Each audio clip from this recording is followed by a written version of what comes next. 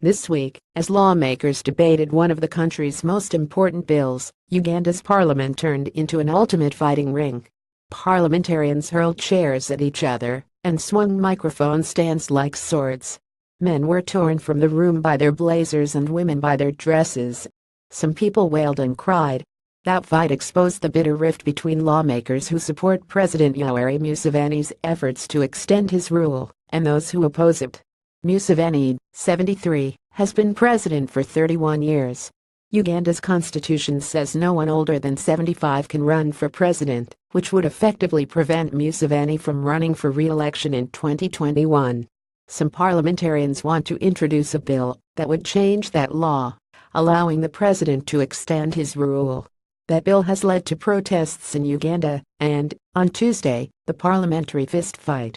The damage was still being assessed on Thursday when Uganda's New Vision newspaper ran the headline, "Age Limit Fight Leaves Parliament Chambers in Ruins." Ugandan opposition MPs scuffle with security trying to eject some of their party.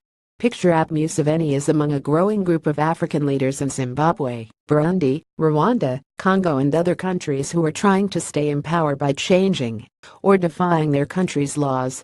On Wednesday, in response to the violence in Parliament, Museveni's government took its efforts one step further by announcing that it would ban live broadcasts of events inciting the public, including parliamentary debate. Uganda's Communications Commission said in a letter to broadcast media outlets that they should cease airing events that are stirring up hatred, promoting a culture of violence. In interviews and on Twitter, Ugandan officials clarified that they were referring at least in part to the airing of the parliamentary hearings on efforts to extend Museveni's rule.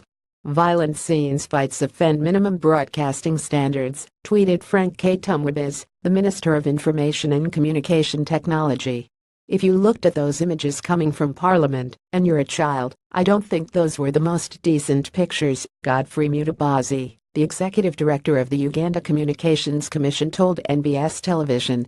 Ugandan ruling party MP Theodore Sikikubo Center is ejected by security. Picture up in previous days, the police have issued memos banning protests of the constitutional amendment that would drop presidential age limits.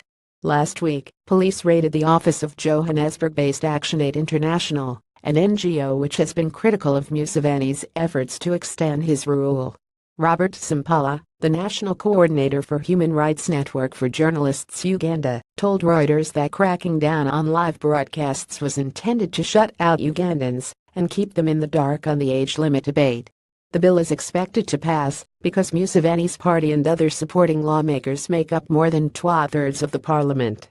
Those supporters say the bill is not specifically about extending Museveni's rule, but rather ending discrimination against older politicians.